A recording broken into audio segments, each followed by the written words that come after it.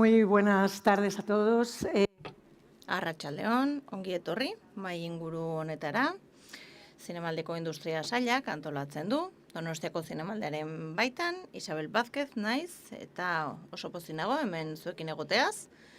Eta hasi aurretik gogorazi nahiko nuke jarduera hau Europa Creative Desk Media Euskadiren laguntzarekin antolatzen dela. Eta online serien eta edukin ekoizpena babesten du. Datozen hilabeteetan argitaratuko diren co-development eta active online content deialdien bidez. Informazio gehiago, nahi baduzue, deialdi horietarako informazio gehiago eta finantzatzeko beste aukera batzuei buruz, mediako bulegoetan atsegin handiz egingo dizuete arreta. Badaude bulegoak alde batetik media herrialde guztietan, baina egun hauetan bereziki ikusi ahal izango dituzue arduradunetako batzuk kursalen, bai? Beraz, informazio hori guztia emanda, industrian dago bulegoa, informazio guztia emanda, lorik ez egiteko historiak izena du, mai inguru honek, eta ez da Txitxo Ibañez Erradori egindako omenaldi bat, ez dugu beldurrezko historia ez hitz egingo, ez bitza genero gisa.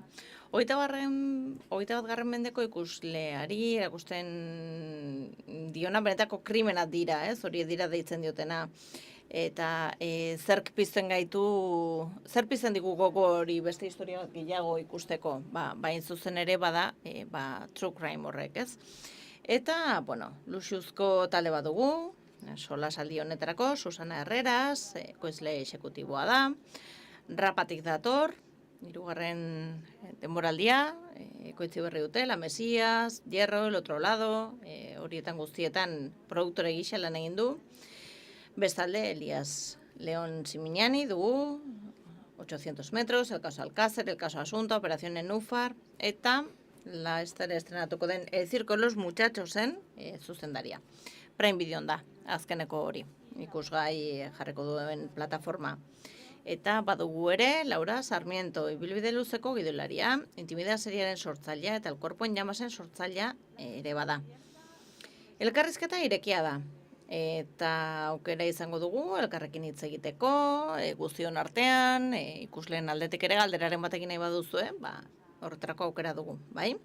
Guztio parte hartu ahal izango dugu, zuek ere nahi duzen urrenkeran hitzekin, eta zuek parte hartu duzen serie horiek, badira oso desberdinak elkarren artean, bai?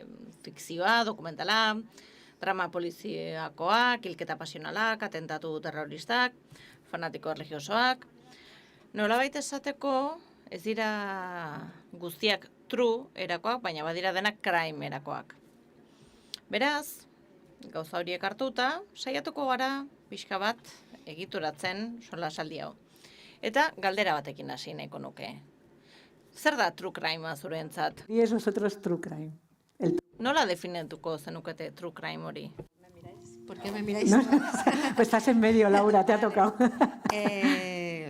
Laura, tokatu zaizu berdian zaude eta... No, o sea, ¿qué entiendes? Wikipédico. Es que me da la impresión de que es un poco un cajón desastre, donde cada persona... Iruditzen zait hemen, bakoitzak sartzen dituela osagaitxo batzuk, ez? Gustatzen zait true crime, eta galdetzen diozu zer da? Zer da gustatzen zaizuna? Dokumentalak, seriak, krimenen seriak? Porque yo creo que yo lo considero... Iruditzen zait, badela, benetako krimenen fikzioa, ez? Bai, gertatu diren krimenei buruzkoa. Benetako gertaretan oinarritutakoa, bai. Bai, nazgarri egik ere ez dadin, horrela esan diezaiokegu.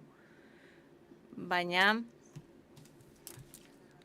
hemen, fikziozkoa edo fikziozkoa ez den ez den narrazio bat, fikzionatua izango aliz bezala kontatzea da, ez da? True crime hori, ez da? True hori azpimarratu nahi baduzu, true hori azpimarratuko duzu, Crimesen kasuan esango nuke ala dela, ez? Fikzionatua dela. Bueno, nik esango nuke une honetan badela salmentarako etiketa bat modan dago, hala da, bai. Iruditzen zait, plataforma batekin hitz egiten duzunean, Georgina egin behar baduzu, eta enfoke egokia aurkitzen baduzu, true crime izango da. True crime, Georgina true crime bezala, bueno, horri buruz gehiago sakondu dezakegu, nahi baduzu, Bueno, niretzat true crime lotutago kazetaritza berriarekin, eta horrela hotzean idazten den zerbait, ez? Edo horrekin lotutako zerbait gertatzen da, krimen bat, eta nik elementu horiek baliatuko ditut, eta tresna horiek baliatuko ditut, kazetaritza tradizionalekoak, baina baita ere fikziozkoak, historio benetan izugarri hori kontatzeko, eta eta jende gehienarengana iristeko. Hortik abiatuta, hori horregon da hainbat eta hainbat urtez, egon izan dira, obra batzuk, eta momentu batean, estandaldi bat gertatu da, plataformak sortu direlako ere, besteak beste, eta egon direlako hainbat eta hainbat produktu, gogo hori piztu dutenak, ez? Jendeak true crimean nahi du, ez? Eta galdetzen baiazu bere zer den, ez dakit, ideiarik ere ez, arrastorik ere ez dut, baina une honetan, esango nuke marketing kutsu hori baduela, badela etiketa bat, interesgarria. Bueno, 7 galdera erantzun dituzu, erantzun bakarrean, gehiegi esan dut, ez? Bueno, ni banaiz horrela eduki ontzi bat bezala, eduki asko ematekoa. Eta zuk, Susana? Bueno, aste honetan, tarte bat nuela, nire buruari galdetzen nion, ez? Nekielako galdetuko zen idala hain zuzen. Eta, bueno, sangre frie epatzen da askotan, ez? Zuk aipatu duzun hori, odolotzean. Eta askoz ere atzerago egiten zuten, eta ipuinarekin berarekin lotzen zuten, ez? Eta hori oso interesgarria iruditu zitzaidan. 17. 18. mendean, Espainian, kontatzen zuten, garaia hartako 11 zenari, emakida bat egiten ziotela, eta sententziak ematen zizkiotela, horiek bertso bihurtzeko eskubidea zutelako, ez da? Ez daukat hemen izena, ez dute hemen idatzita, baina bazegoen Ingalaterran krimenaren ituna izeneko zerbait, exageratu zutela, eta azkenean horren bilakera izan zen txano gorritxo bat, ez da? Kontatzen zen kontakizun hori, horretan bihurtzen zen, ez? Eta berriro helduko diot zure galderari, badu, ustez alderdi moralista bat, ez? Eta bada zu prestatu behar zarela arrisku horietarako.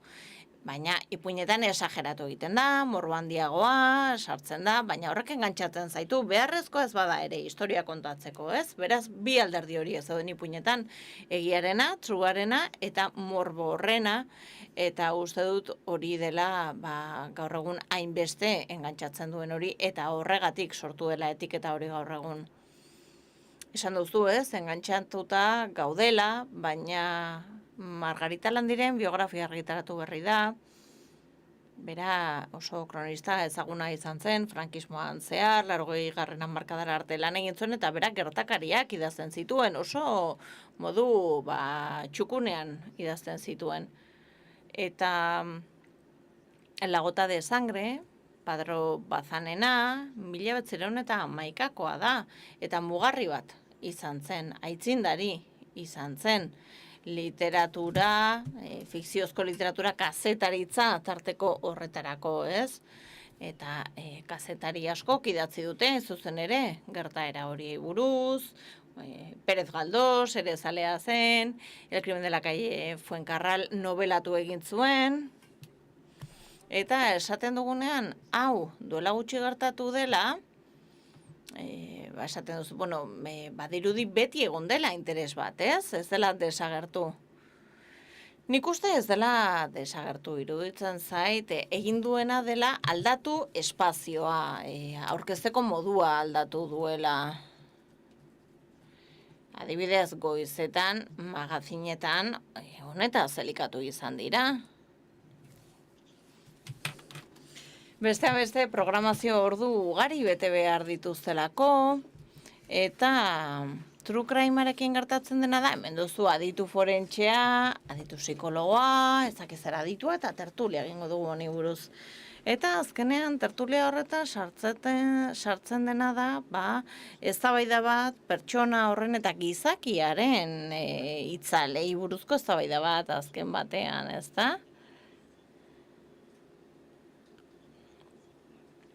Eta arreta edo prestigioa, agian etzen orain duena, bezalakoa, baina, hori ere gertatzen da, dena true crime bihurtzen bada ez, hor zerbait galtzen dela.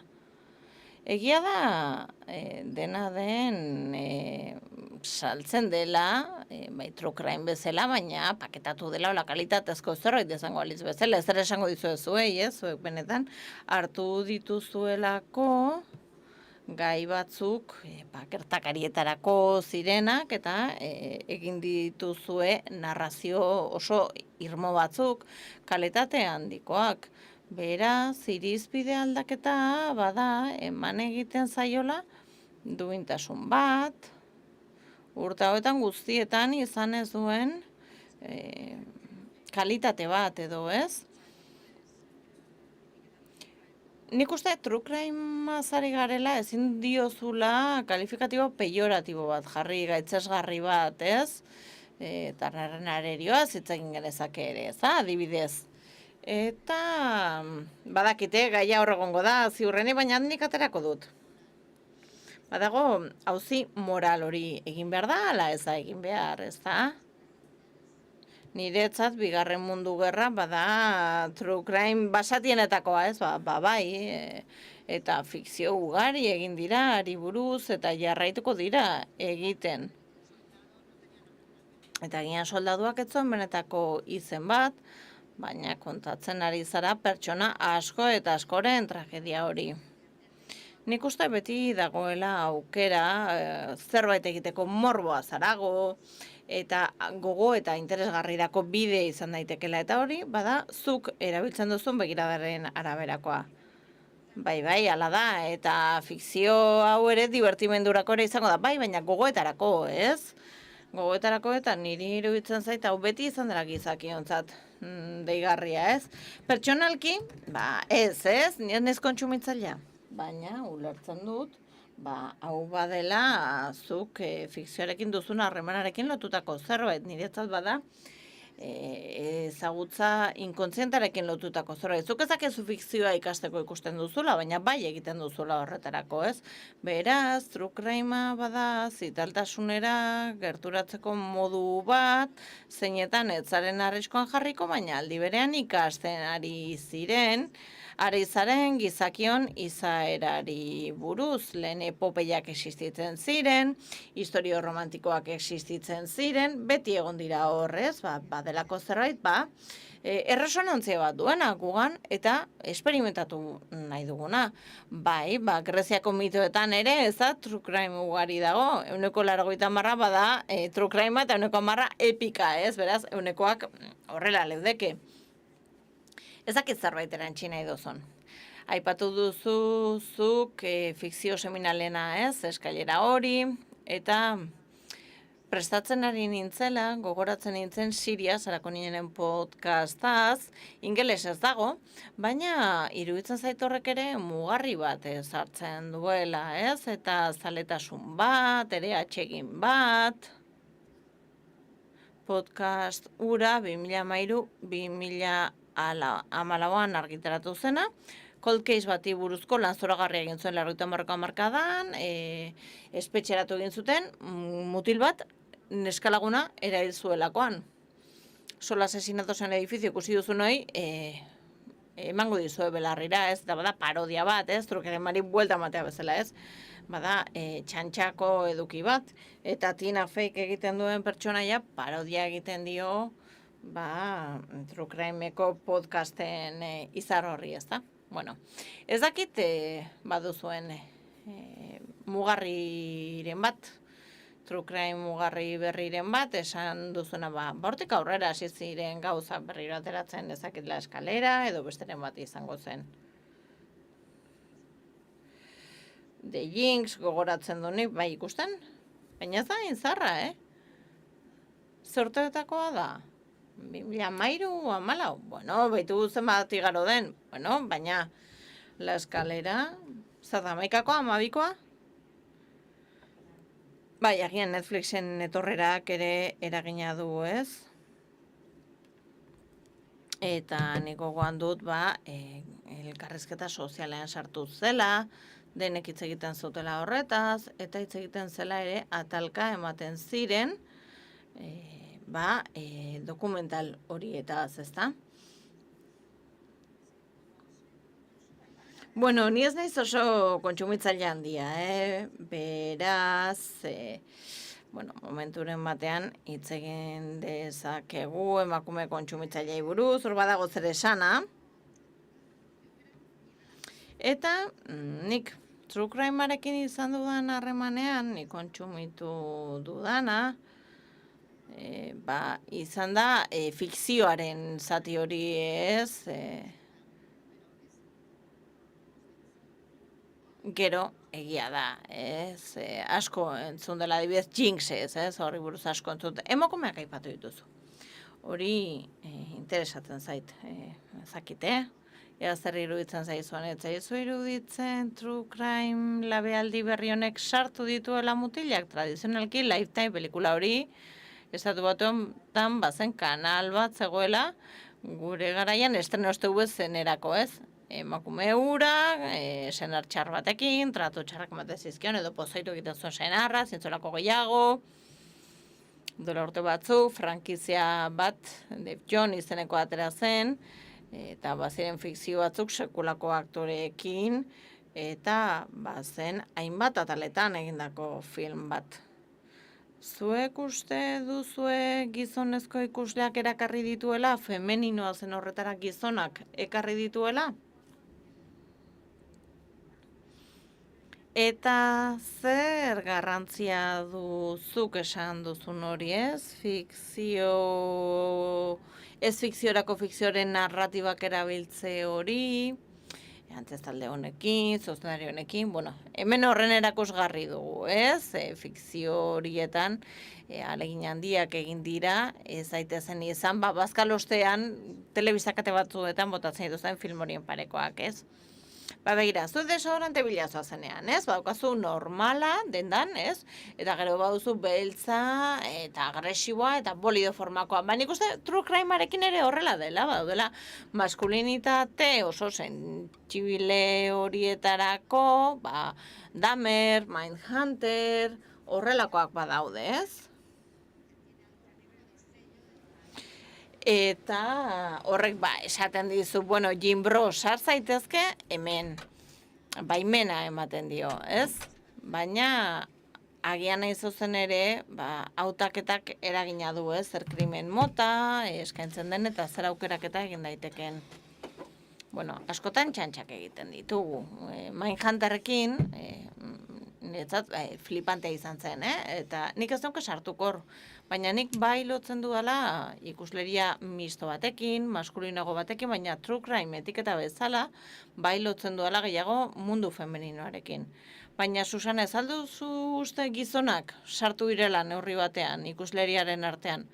Bai, baina datuen arabera, banituen thrillerraren datuak, beste guztiak ere sartzen dituenaren datuak, eta niretzat deigarri izan zen, batez ere emakumeek kontsumitzen zutela ikuste duela 10 bat urte,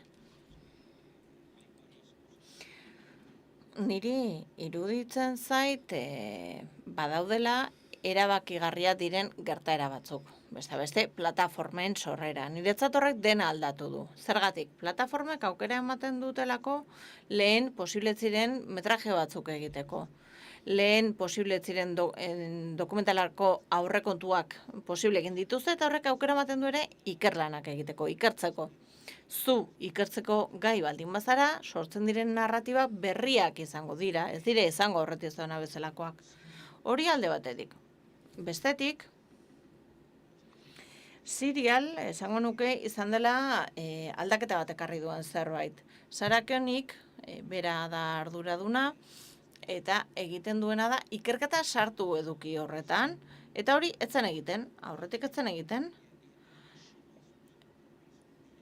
Eta horrez gain, berak, esaten du, bera badela kausa penalen kazetari amaterra. Etiketa hori jartzen dio bere buruari. Beraz, zuk baduzu aditua izan gabe eskubidea ikertzeko, narrazio bat egiteko, eta horrek galdera batzuk ekartzen ditu, noski, eta horrek identifikazio handia sortzen du ikuslearen aldetik, baina bideo oso handi bat zabaltzen du ere, metrajean bertan ikerketa lan hori egiten duzulako, ez da reportaje bat, non ofeko ahots bat duzun, dena kontatzen dizu, alderdi legalak eta hor, baina prozesu hori etzegoen, prozedimentala deritzon hori etzegoen. Eta bestalde, azken 2 urtetan batez ere, badugu oso adibide hon bat, eta da El caso Asunta. Plataformek eskatzen dituzte oso antzekoak diren produktuak, dokumentala eta fikzioa, bai? Anaiak diren produktuak nahi dituzte. Eta honek irekitzen du perspektiba bat, Espainian egin zuzen, ikusiko dugu, zer ekarriko duen horrek hemendik urte batzutara, baina hemen Espainian ekarri du zerbait guztiz berria dena. Ramon Campos eta bio True Crime egiten hasi ginenean, Bambun dokumentalak egiten hasi ginenean, bazen nolabaiteko anatema bat fikzioan, Espainiakoa zen gai bat fikzioan jorratzea. Eta hori dagoeneko ez da muga bat, eta Asuntaren fikzioa bada Espainian eta balitek ere munduan ere izateak gehien ikusi den fikzioetako batu dara hontan. Eta hor, badago zerbait oso tektonikoa eta dena dago lotuta plataformekin. Laura, adibidez. Intimidad egitea kontuan hartu zenutenean, horretan pentsatzen hasi zinetenean. Zuek pentsatuko zenutela hau ikertuko dugu, ez? Badago errealitateko lurzoru bat. Eta lurzoru hori iruditzen zait duela 10 urte, baina askoz ere zabalagoa dela, ezta? Rapa edo Hierro bezalako seriak agian badatoz benetako asmakuntza batetik, ala ez, hori iruditzen zait, sentsazio hori ematen didate, baina ala alda, ez da ala. Rapan eta Hierron hain zuzen ere beste leku bat hartzen dute. Kererren kasuan, kasuistika La Mesiasenaren antzekoagoa izan daiteke, intimidadekoa agian ere, ezakite orain komentatuko dugu, baina Rapan eta Hierron 2 pertsona dituzte atzetik. Koira eta Araujo, Fran eta Pepe daude, eta beraiek egiten duten hori nik ez dut sarritan ikusi, Espainiako fikzioan. Ikertu egiten dute, dokumentatu egiten dira, idatzi baino lehen eta idatzi bitartean. Baina, errealitateak baimena du une oro eraisteko beraiek uste zuten hori, eta beraientzat hain da divertigarria hori, eta hain da liluragarria hori, behintzat hori kontatzen diaten hiri, uzten diotela aldatzen, errealitatearen arabera aldatzen egokitzen dituzte, pertsonaiak, eszenak, ikertzen ari direnaren arabera. Eta hori bada oso Movistarren estilokoa, eta oso ondo markatzen du, pertsonaien tipologia hori ez, fikziozko hori ez ditugu nahi, imitatiboak diren irudi horiek ez ditugu imitatu nahi, atzerriko polizia horiek, ez ditugu imitatu nahi, Ingalaterrako, Frantziako estatu batuetako abokatu horiek, eta hori posible da, baldin eta errealitatearekiko lotura hori borondatezko baldin bada. Bai? Ez da, gidoia da torrela, eta gerozuk dokumentatu behar duzula edo kontrastatu behar duzula errealitatearekin, ez? Eta orain esatei poliziak hau egin behar dudala, ez? Ez doa norabide horretan. Rapan eta Hierron, guk egiten dugunetik agian horri ikusten da, fikzio irekiago bat dela, ez? Fikzio Britaniar horiekiko gertutasun handiago dute, ez? Planteamendu dagokien ez ere.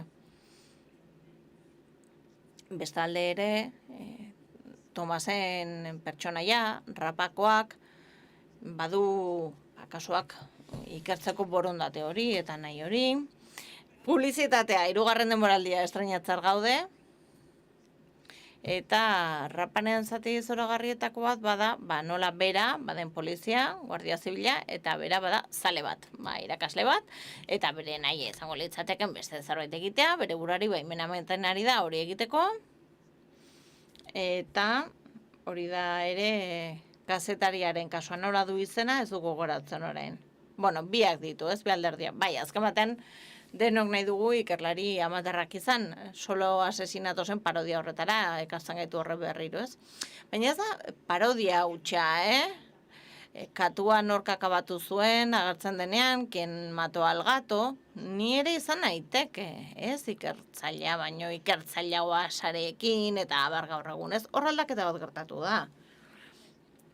Edo se ha escrito un crimen, bai? Solo asesinatosi buruz, lehenengoa bakarrik ikusi dudala, esan dezaket parodia dela eta pertsonaia dela inguruan, baina oso sinesgarria dira, konektatzen duzu beraiekin, oso goxoa direlako, eta nik bizirauten dut artifizio horren aurrean badagolako zerbait oso giantzekoa dena, ezta? Marpel andereñoa bezala, ez? Klasikoa da, baina hor gertutasun bat dago, ere.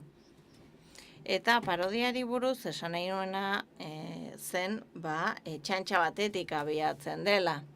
Eta pertsonaiak ikusi nahi dituzu, baina elkartzen diren modua bada guztiz zentzu gabea, ez? Zu podcast bat egiten duzu, kafetegia batean elkartzen zara, podcast kriminal bat egiteko ez gauza oso ezaki portxatua, ez? Baina zoragarria da, segi bezala, zoragarria da.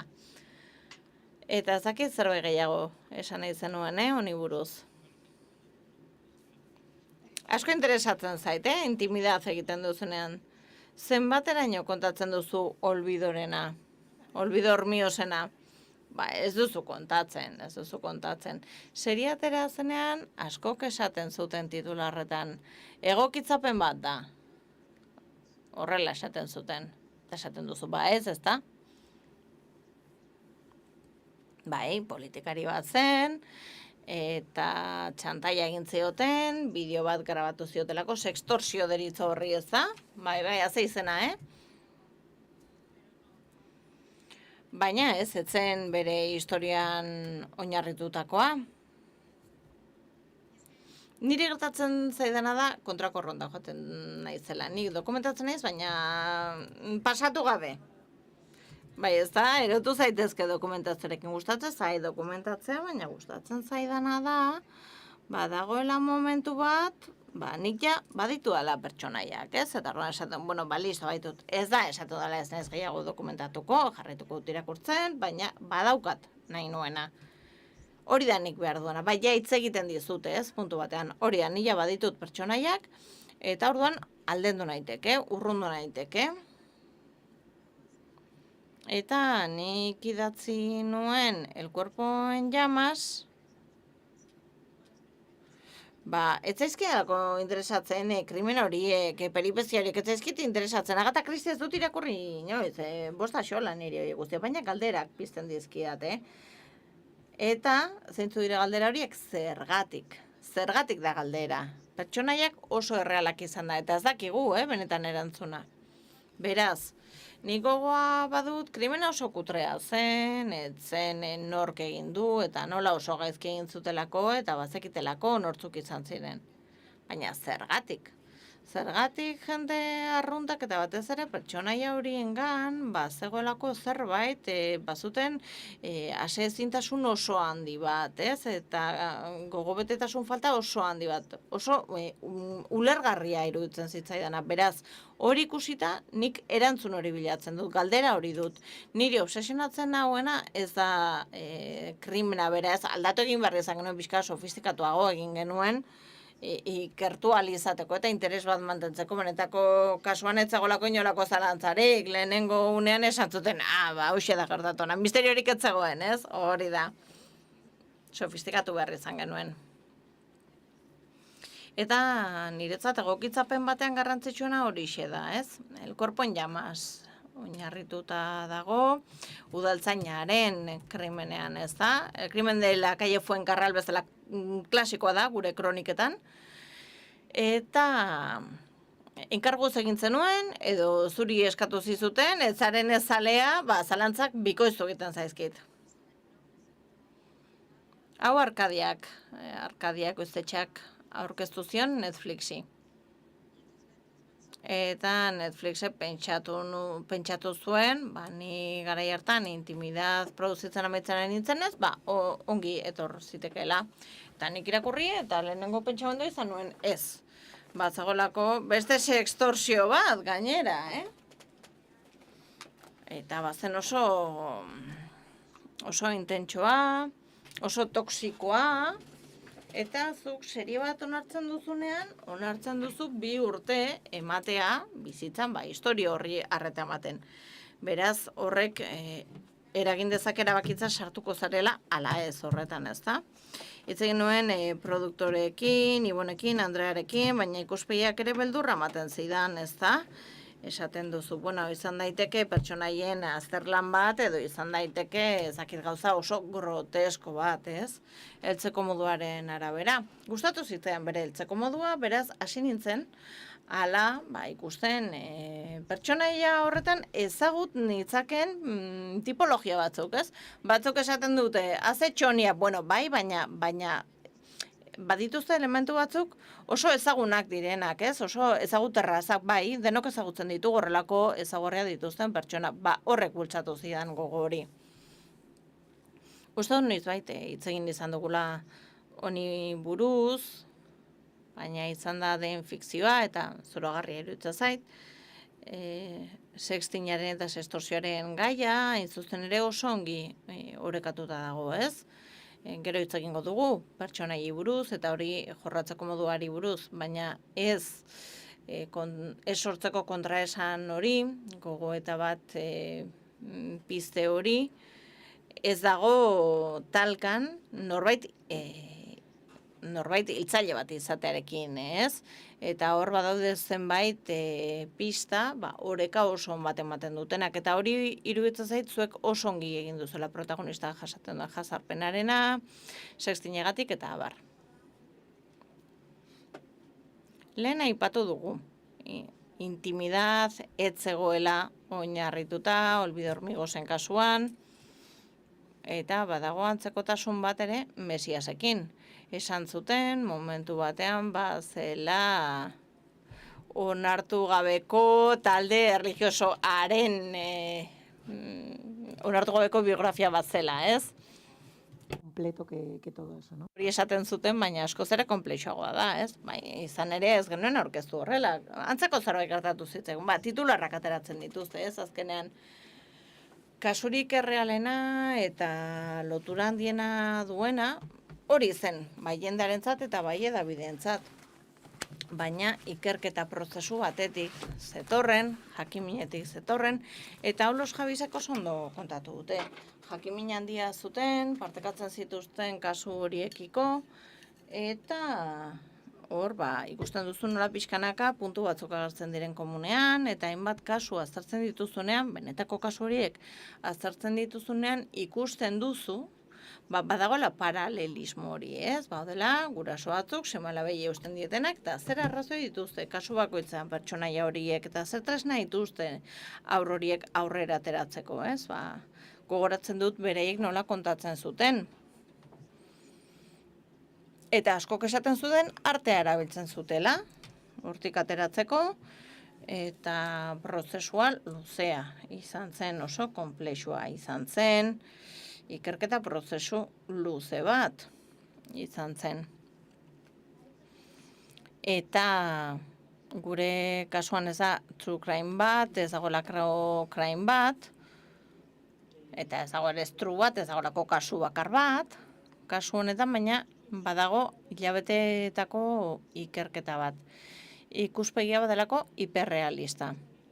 Eta hiperrealista da emozionalki eta juridikoki eta legalki. Beraz, badago ikerketa bat, epaiketara joatea, sententziak irakurtzea, psikologoekin hitz egitea, biktimekin hitz egitea, errealezen kasu bat eraikitzeko, baina egiantzakotasuna duen kasu bat eraikitzeko. Zelako behin gertatu baizik eta milaka biderez, kontatzen duguna bezalako zerbait. Eta hori ala da, thrillerra esan behar nuen, thrillerra egiten duzuna, baina ez fikzioa egiten duzunean, hori egin beharreko zerbait da ez, bai, eta tentsio dramatikoko osagai batzuk ere, beharrezkoa dira, eta gian kasu batera edo bestera lotu daitezke, baina, bai, hain zuzen ere guk taldean, garrantzi handia ematen diogu egiaari, pertsonaiak egia hori izateari, bai, gidoian gertatzen dena gertatuta, pertsonaia horren gainetik egoteari. Eta hori hain zuzen ere Espainian asko garatu da, plataformetan minutu horiek iritsi direnetik, ez? Aipatu du Eliasek, egituren askatasun hori, baina zerbait galdu dugu. Eta bada, pertsonaiak 23 ataletan garatu ahal izatea, 7 denboralditan hori faltan botatzen dut.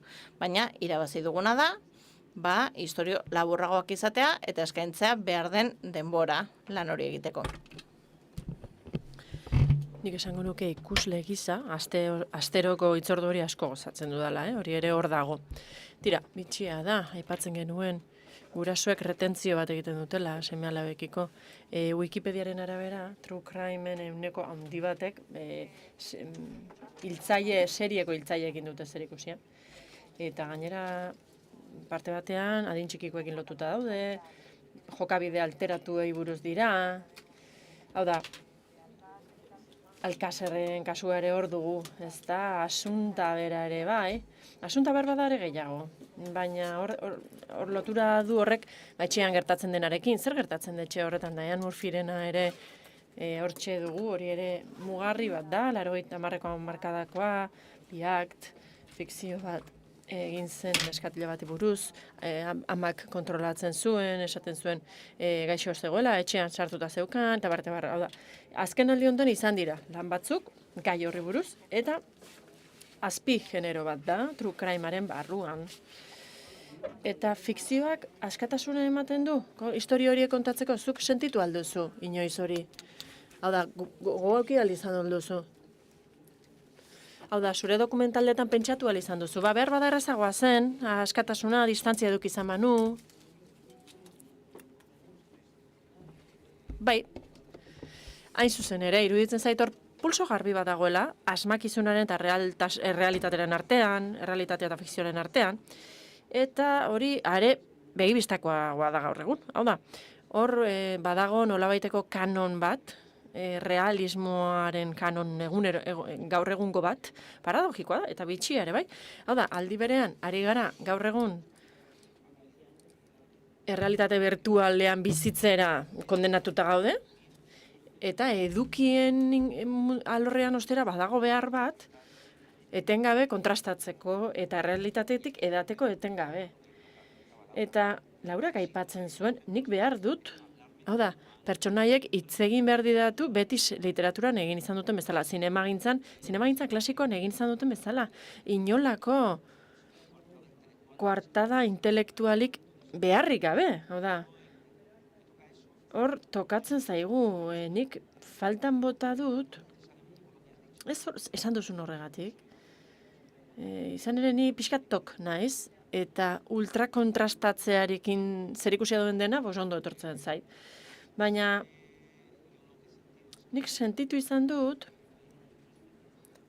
fikzioaren nukleo jakin bat, adibidez pertsonajearen konposaketakin, eszenaratzeakin zerikusia duen, hau da pertsonaiak espazio batean kokatu, kamera bat sartu, bere magia sortzen hasi, baina horrek badu sapai bat fikzioan. Eta, ez dakit, adibidez, asbestas atera zenean 7 milioi euro egiten dituzte. Eta denok, liluratuta gelditu dira, Zer da? Bada, zinemagintzaren magia, hoixe da. Eta hori da, fikzioaren magia. Hori faltan botatzen dut. Edo guztiz botatzen dut, horren utxunia guztiz daukatze, ez dut inoiz lortu, ezta? Tira, hori da pulso hori oso garrantzitsua da, eta da, gertatzen ari zaigunaren nukleoan dagoena. Zer gertatzen ari da errealismoarekin? Gure gizartean gaur egun gazteak geroz eta gehiago bizi dira erreala ez den leku batean, virtuala den leku batean. Eta nola kudeatzen dugu, hau da, gu sortzailea garenean eta fikzioa ez den hori gestionatzen dugunean, hau da, nola gestionatzen dugu hori? Zentzu horretan, nik honekin martxan jarri nintzenean, ni Laura bezalaxe, ni Ramon Camposek lehen aldiz deitu zidanean, duela 8 urte, esan zidaten asunta egingo dugu. Eta nik esan nion, nik ez dakit ezer gertakizunez, ez dakit kasu ez dakit ezer, ez dakit sekula interesatu mobi dau. Esan zidan, ez daitek eskatu. Nik kazetaritza jarriko dut, zuk zine jarriko duzu. Eta nik pulsio hori ez dut mantendu.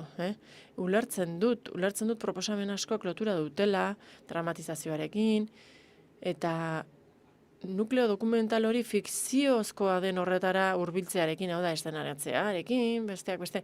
Nik ez dut horren beste partekatzen, badaude adibidez zoragarriak ez asko, adibidez Jinx, eta bestalde adibidez Roald Morris, adibidea bera, ez da? Baina iruditzen zait hori beti dela, nahi dut, baina ezin dut. Beti hor dago zerbait, fikzioa egiten baldin badugu, egin dezagun benetan. Bestela zertarako gabiltza. Eta egia da, elementu batzuk erabili ditu dela, horrekin zerikusia dutenak, baina ustu egin ditut. Objektuei garrantzia eman diet, espazioei garrantzia eman diet, maila jakin bat eman diet, adibidez, reportai beltz batean ez duten gradu bat eman diet. Baina aktore bat jartzea, horretarako egin dezagun fikzioa. Ez, rekreazioei buruz ez nintzen ari, behar bada kamera batek batzutan errealitatea fortzatu dezakela, esan nahi nuen, ez da posible. Esan nahi dut, fikzioaren eta entretenimenduaren mesedetan. Entretenimenduaren mesedetan. Cliffhangeren garaian gaude, hau da, 10 minutu horien buruan beste leku batera pasatzen gara gaur egun, ez da. Egia da, begira, badugu lanabes moduko hau, historio hau, badut modu bat hori kontatzeko, jendearen gana hurbiltzeko eta bultzatu dezaket. Eta bultzatzeko, egin dezatela bultzatzen lan hori Tokioko metroan lan egiten dutenek, aizu? Elena Trapezeren pelikulari buruz ere hitz egingo dugu, da distantzia, gaur behar dugun distantzia. Baina gai jakin batzui buruz hitz egiterakoan, Laura, burua hotz mantendu behar dugu. Adibidez, analizatzerako orduan, Cuerpo en Llamasen kasua bezalako bat aztertzerakoan, oso, izugarria da, ez da? Lehen aipatu duzu, hori ez dadin groteskoa izan, ez dadin benetan zirko bat bihurtu, zein distantzia jarri behar dugu guk geuk persona horien epaiketarekiko, hau da, zugan nola sartzen da, nola planteatzen duzu lan prozesua personajeekin eta krimenarekin. Distantzia handia jarri nuenik pertsonekin, pertsona realekin. Hori beste galdera bat zen, ez egon harremanik egon, ez nintzen interesatu, erabaki nuen, ez nintzela era joango, ez zitzaidan honena iruditu, dena den. Eta pertsonaiekin ostera, hurbil egon nahi nuen. Eta kontatzen dudanean, ez dakit, gidoilaritza eskola bat eman nuen, Cuerpo en Llamasi buruz, eta honek izugarrizko polemika altxatu zuen. Eta nik esan nuen, idatzi behar baldin baduzu, personai bat idatzi behar baldin baduzu, zuk ulertu egin behar duzu. Ez zera justifikatzen ari, baina ulertu behar duzu, esploratu behar duzu, arekin batera joan behar duzu, eta gero pertsonaiak egingo ditu, zuk egingo zen dituzken gauzak, eta epaitu egingo dituzu, noski, baina, zuk ezin duzu superioritate moral batetik hitz egin edo idatzi. Ez zuten ulertzen. Eta gidoilaritzako master bat zen. Niri ere eskoletan gertatzen zait, pertsonaia negatibo buruzari garenean. Ikasle askok esaten didate ezin dituztela horrelako pertsonaiak idatzi, hau da ez badute pertsonaiarekin ideologikoki kointziditzen, moralki, baina gidoilariak zarete, esaten didet, egoera hortan egon behar duzu, Eta gainera iruditzen zait, muga kezkagarri bat dela, izan ere hor muga baduzu sortzaile gisa. Ezin duzu zure buruari muga etikori jarri. Laurak esaten duen egin behar duzu, zure historioak pobretu egiten ditu, zure ikuspegi osoa pobretzen du horrek. Noski, interesgarriena hain zuzen ere hori da, lokatzetara jaitsi alizatea eta historio horretan ezin duzu hor gelditu pentsatuz, hau da jende ilajea, ez? Bestela horrek dialogo txarragoak ekarriko dizkizu, ekintza txarragoak gertatuko dira, hau da, gidoia eskastu egingo da, guztiz. Bai, hori gertatzen da idazten hasten zarenean, baina filtratzerakoan ere bai, hau da, ze historia egin nahi ditut, ze historia ez ditut egin nahi. Bai, erabat, hau da, zu onartzen ari baldin bazara, adibidez, zuk jasotzen duzu, balizko eduki pila bat koproduzitzeko.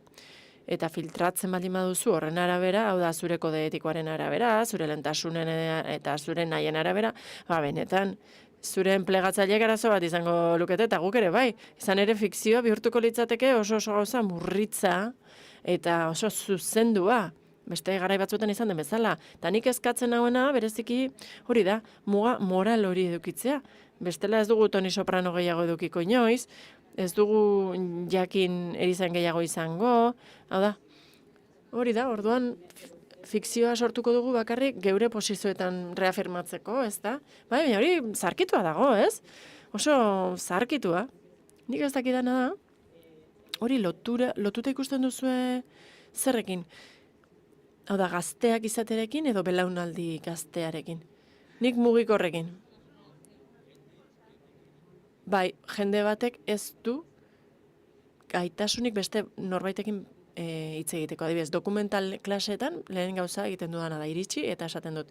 3 hilabetetan ez dut, ez ikusi nahi, bakarrik nahi dut pertsonekin hitz egitera joan zaiteztela. Eta hori ikusten da, ni hemen orain adibidez hasi naiz promozio pixkat egiten, influencerrekin, harremanetan ibili naiz oso jende gaztea. Eta gauza tektoniko bat ikusi dut. Belaunaldi berria, hobeto harremantzen da pertsona batekin baino, kamera batekin. Zer egin behar dut? Non dago kamera? Non dago? Hau da, kultura hori dute, nik kamerari hitz egiten diot. Horixe dute barruan, ez da? Eta egin behar baldin badugu, realitatearekin lotuta dagoen zerbait, orduan beharrezkoa da, kontaktua, personekin hitz egin beharra dago. Eta nik hori lotzen dut virtualtasunarekin, sareekin eta mugikorrekin. Horixe, argi esaten dut. Bai, zentzua du. Nitxoekin, hau da, jende asko bizi da nitxo batean. Nitxo ideologiko baten barruan. Eta estetikoa ere bai. Eta berehalako epaiketa, ez da, mugikorrean. Hau da, pertsonai bat idatziko dut, eta nire laguna zen pentsatuko dute. Pentsatuko dute nire deabruak exortzizatzen ari naizela. Hau da, pulsio kreatibo hori zestatua gelditzen da. Bai, hain zuzen ere hori da. Idazten duzuna zuzarena da, hori da, ez da bai da, ez da. Bueno, persona mota jakin batean, behar bada, belaunaldi honetan dugun 20 piku urteko pertsona horien artean, honek pisu gehiago du, ze paiketa bere alakoa da. Lehen 3 hilabete pasatzen zenituen idazten, baina gero behar bada lengusu batek ez hitzun hitzek egiten, pertsona bategatik edo, baina orain feedbacka berehala jasotzen duzu eta gaina zuzenean. Sare sozialetan, bai, hori problematikoa da. Izan ere, gazteak egingo dute etorkizuna. Hau da, ez du balio esateak, adibidez, Gabon Zarretan pentsatu nuen, ez dut gazteei buruz gaizki berriz hitz egingo. Ez, horrek ez dut zentzurik. Haiek egingo dituzte filmak, seriak, dena egingo dute. Hau da, badago gauza bat, ez irakurtzearekin lotuta dagoena, hori ere hor dago, baina persona batek, krimeni kastigo, irakurtzen badu, tira, hor pasatu egiten zaio hori dena, baina zer gertatzen da, eta krimeni kastigo izan dut, baina beste obra bat izan daiteke, hor beste zer gertatzen da, diktadura bat gertatzen da, efimeroa den horrena, eta izugarrizko arreta norbere irudiaren gainean. Eta ni Gabon Zarrak baino lehenagoko ni horrek esaten zuen erotuta zeudela, baina orain pentsatzen dut behar bada kanon berri bat da. Nik Adibidez, duela urte asko egin nuen pelikula bat, egunkari filmiko bat zen, lehen pertsonako film bat, eta garai hartan, lehen pertsona zerbait egitea, izugarrizko kritika jaso genituen, narzisistak, eta baina zu zein zara, zure bizitza kontatzeko guri, eta bar. Eta absurdua da, mundu guztia kontatzen dizu bere bizitza denbora santu guztia. Eta niri zer, eta beraz, hor aldaketa gertatu da, aldaketa bat, izugarrizko aldaketa, eta ikusi behar dugu horri nola aurre egin. Behar bada zarrak egin gara, eta besterik ez, distantziari buruz hitz egiten ari gara eta jar dezagun perspektiba pixkat kasuen inguruan galdetu nahi nizun. Errazagoa da materiala berehala manejatzea edo distantzia gehiagorekin. Hau da, Alcacer egitean adibidez, edo 800 metros egitea, edo Asunta egitea. 3 lerro temporal desberdin dira. Hori oso interesgarria da. Oso interesgarria da eta denok harremanetan gaude horrekin gainera iruditzen zait niri. Tira, ez da ez errazagoa, ez zailagoa bere alde ona eta bere alde txarra du, zerbait atzerantz begira egitea, edo zerbait gertatu berri dena egitea. Labur, esango nuke, duela gutxi gertatu denak, badu arreta gehiago jasotzeko aukera. Arreta dituko du. Alcacer, adibidez, hori izan zen, kasu bereziki ospetsua, beraz hori salbuespena da. Eta atzera begira jartzen baldin bazara, abantaila da artxiboa dagoela, artxibo ugari, eta horrek asko laguntzen du. Desabantaila da, memoriaren auskortasunaren kontra borrokatu behar duzula. Gizakiaren memoria oso gauza gezurtia da. Beraz, relatu bat berriz idaztea, ez da? Hau da, orain adibidez horrekin ari gara, transizioa berri datzen dugu, ez da? Hau da, bizi dugun hori dena, orain, zalantzan jartzen dugun, eramak esaten dit, horri alde hori pasatu da, eta ados jarri ziren, eta bar, ez? Niretzat gauzak modu batean ziren, eta orain ikusten dut gauzak beste modu batera kontatzen dizkigutela, eta filosofikoki hitz egin da ere, hori interesgarria da, hau da, horrek zuzenean esaten digu nolakoa den denboraren izaera bera, zein zaurgarria den gure memoria gertatzen diren gauzekiko, gaur gertatu edo duela 30 urte gertatu, hori zoragarria iruditzen zait. Adibidez, Alcacerren kasuan, badago aukera, izan ere, hau aipatu zen Operazio Nenufar atera zenean, hau da, ikusi genuen zerbaiten berridazketa, eta aspaldi asko ikusi genuen hori, hau da, askotan hitz egin zen hortaz, etengabe denbora luze batean zehar, hau da, krimena bera nola izan zen lehen orduak, edo Nieves Herreren programa bera, kapituluak daude, Mississippin, konspirazio teoriak, egon zirenak, urtetan, engantxatuta egon ginen true crime izugarri batekin, traumatizatu egin duena, edo aurten, 2 adibide, Asunta eta Nos vemos en otra vida. Eta hor, zer gertatzen da? Adibidez, urtebete gehiago pasatu da, eta horrek espazio irekitzen du, gauza kontatzeko, duela denbora bat ezin zena, eta honek erakusten digu, iritzi publikoa zein hauskorra den. Zergatik duela 3 urte ezin zen egitea fikzioa martxoak 11 buruz eta orain bai, eta gainera zoragarri atera da. Asunta, egin genuenean duela hainbat urte, dokumentala egin genuenean ez genuen pentsatzen fikzio bat egongo zenik, inoiz. Eta gero, begira, ikusgarria izan da, ez da? Oso interesgarria da, oso. Susana. Distantzia edo epaiketa aipatzen genuen gai batzuekiko. Estrenatuko da, zinemaldian, sekzio ofizialen lehiketa berri bat. Esan dezakegu, oraindik ez direla ikusi, baina trailerra jarri da. Emakume bat, salatzen du senarra, bera bortxatu izanaz.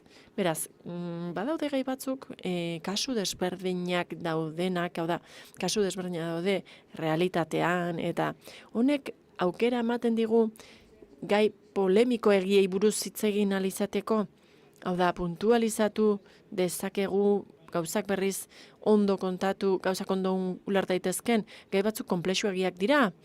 Adibidez, fikzio ez den lan baten jarriko bagenitu, behar bada, hor norbaiten edo besteen alde jartzen arituko ginateke. Baina fikzioak berak ematen digu tresnarik, hau da, gai batzuk ezin ditugu kontzebitu, eta ulergarri egiteko gai horiek interpretatu ahal izan daitezen, eta ez daitezen hain militanteak izan, kontua ez da, esatea, ni pertsona honekin ados nago, errudun izan, zein errudun ez izan, ez aletu dezagun zein den konplexutasuna. Fikzioa ez denak baino tresna gehiago ematen dizkizu. Tira, segun eta zein historio den, historio real batzuk aukera ematen dute, ongi montatuta. Sambre, el caso Sambre, da kasu bat, true crime bat, fikziozkoa, frantsesa, serieko bortxatzaile bati buruz, 80ko hamarkada hasieratik duela 7 urte arte emakume bortxatu zituen, 30 urtez. Bai, barruan asko hitz egiten duzu, da proiektu bat zergatik egin, zergatik ez egin, zein arrazoi egon daitezken hor sartzeko edo sartzeko.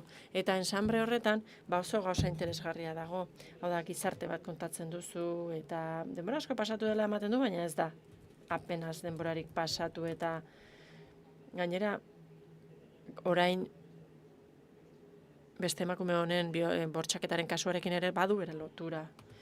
Eta produktoreekin martxan jarri ginen, eta produktorek ideia kontatzen zizkiguten, eta hor komunitate horretan esan zuten, interesatuta gaude, eta konsentimentuari buruz zerbait egin behar dugu, hau da, konsentimentua, hau da, legea nola sortu zen, legea nolakoa den, iruditzen zitzaidan ideia zela legezko kontuei buruz zerbait egitea. Ez zuten proiekturik, ez zuten ezer, gune hortan, produktorek, eta nik esan nien, interesgarria iruditzen zait. Eta Domingok ez dakit zer esango duen. Baina, ekipoa sortu zen, asko aurreratu zen, eta beraz, esan duzun horretatik egon zen zerbait, hau da, ez genuen kasu batetik abiatzen, ez ginen abiatzen kasu batetik, kontatzen zaila den zerbaitetik abiatzen ginen, ikus dezagun, pentsatu genuen, ikus dezagun horrekin egin dezakegun bide hori, nork egin dezakeen bide hori gurekin, eta zerotik hasita nork egin dezakeen hori gurekin. Halau da, aurkitu genuen, eta hortik aurrera hori proposatu ziguten, eta hala egin zen. Zure galderari erantzunez, historio bakoitza mundu bat da. Hau da, ez dakizun nondik etorriko zaizun inspirazioa, non konektatuko duzun pertsonaia batekin, konflikto batekin. Hau da, Laurak esaten zuen horrekin, oso interesgarria iruditu zait. Hau da, zergatik gertatu da. Eta iruditzen zait, ikusi behar duguna da, gizon horrek, gizarte horretan zergatik egin zuen hori eta nola. Halau da gauza garrantzitsu bat egiten du. 4 ikuspegi ditu, baina zuk baduzu bakarrik ikusten duzun informazio bakarrik. Ez dago flashbackik, ez dago iraganeko informaziorik eta salaketarekin bakarrik abiatzen da dena. Eta inolako momentutan ez dizu esaten zer pentsatu behar duzun, zer pentsatzen duen berak, hada pertsonaiak kontatzen dizkizu eta jarraitu egiten diezu. Eta hiperrealista da. Hau da, nik zuri kontatzen dizkizut 4 perspektiba, 4 ikuspegi, eta ez naiz kokatzen. Eta ez da oso true crime. Oso true crime da, barkatu. Izan ere, engantxearen parte bat epaitzea da. Hau da, hori ere esaten da, gauzak, epaitzak engantxatu egiten du, hau da, ikusleak epaitu egiten du, eta hori asko gertatzen da true crime. Intimidaden, Laura, adibidez, oraintxe Susanak esaten zigun horrekin lotuta, zuk sentitzen zenuen, nolabait, idazten ari zinela eta azaltzen ari zinela, persona bati hori gertatzen zaioneaz bere realitatea zein den. Hada, seria ikusten duten pertsonen aurreiritziak hausten ari zinen, hau da, askotan pentsatzen du jendeak, eredugarri izan bariko litzake emakume hori, merezitu gertatu zaiona, eta hori dena, hau da, zuk hori idazten duzunean, aurreiritzi horrek neutralizatu nahi zenituen, ala personalia analizatu nahi zenuen besterik gabe bere kasu partikularra, edo presio hori sentitzen duzu. Bai, intimidaten kasuan, zegoen posizio bat. El cuerpo en llamas oso ezberdina da. Eta askatu egin horrek, izan ere ez duzu norabide bat eduki beharrik edo. Eta fikzio bat egiten duzunean, zegoen proposito bat, baina oso haserren egoen garai hartan. Eta gauza batzuekin asko haserretzen nintzen. Eta noski, haserretzen ninduen, biktimaren kulpabilizazioak, noski. Hori, benetan oso gauza negargarria iruditzen zitzaidan. Eta hori za bukatu, gainera, bide batez. Gero,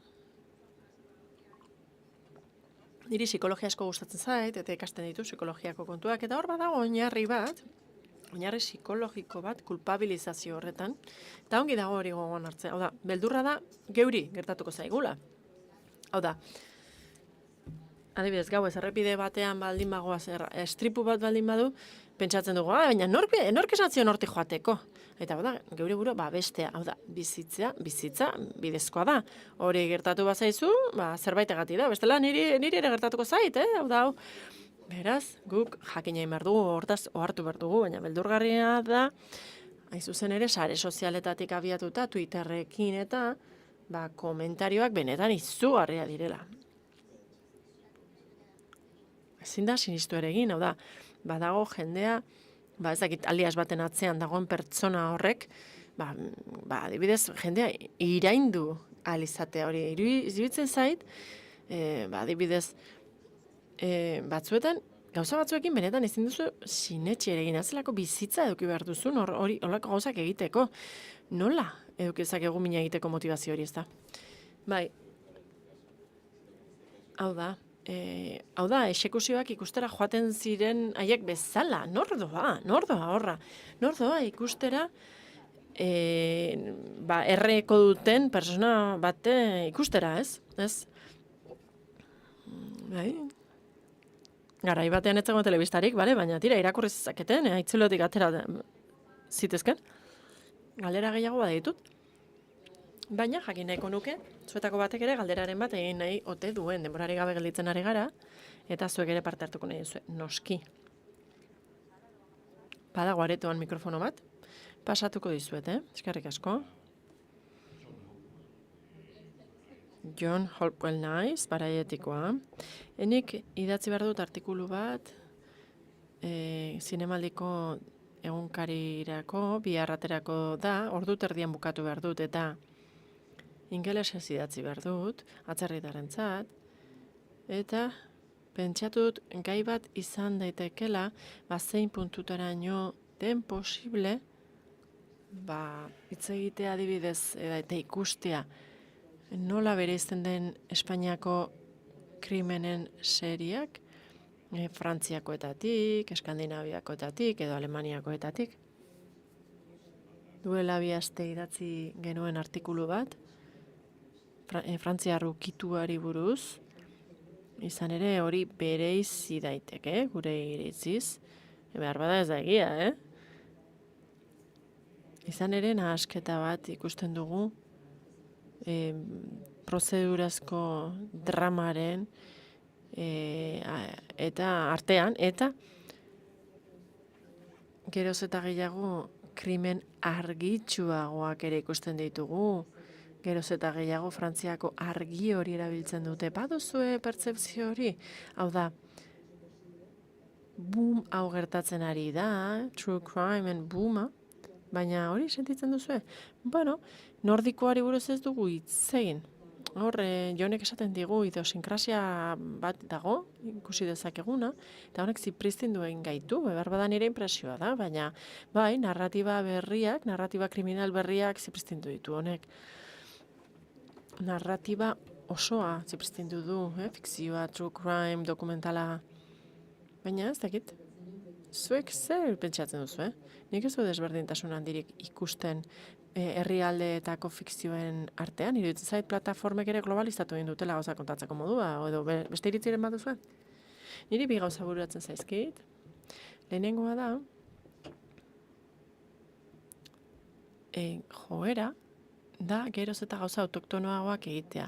Eta funtzionatzen duena da, gauza lokalei erantzuten dien zerbait egitea, zenbat eta gehiago orduan da gehiago, eta beste gai nagusia da, eskubideei dagokienez, gauzen eskubideei dagokienez, dauden sistema legalen arteko desberdintasunak. Espainiakoa negargarria da. Hau da, hor ikusi behar dugu, gauzak Amerikar estilora egin nahi baldin badituzu, ezin duzu.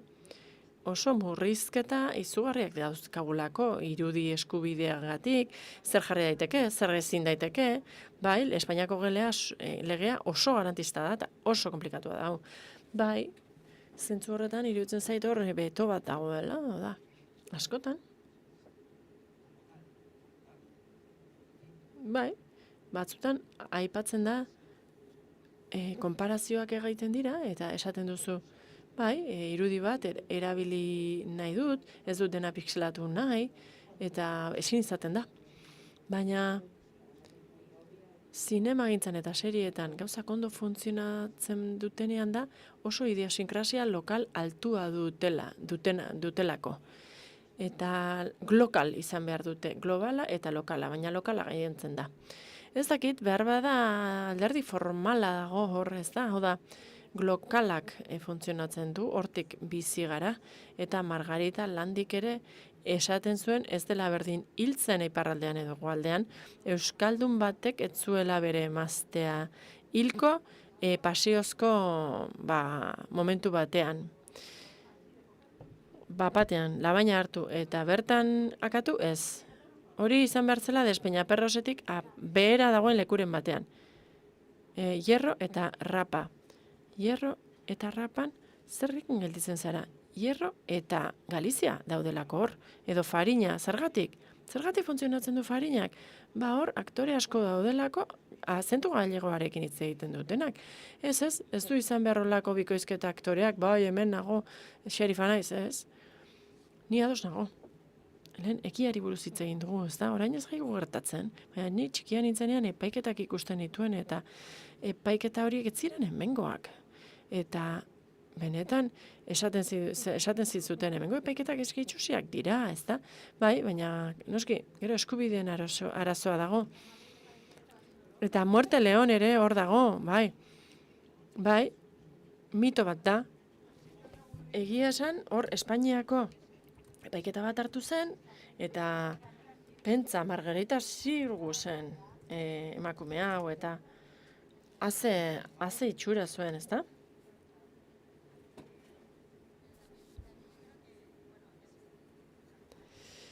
Tira, horri dagokionez, nik gauza bat esan nahi nuen, true crimeen booma, arrazoi bategatik da, neurri batean, eta da, gaur egun, zuri ez dagokizu, baina tira, gaur egun pixka konservadorea den une batean gaude, proiektu planteratzeakoan. Horri ere lotuta dago, behar bada ez da arrazoi bat, baina hor dago. Hau da, remakeak planteatzen dira egokitzapenak. Bai, Eliasek aipatzen zigun hori, ez da. Bai, azken batean true crime bat egokitzapen bat da.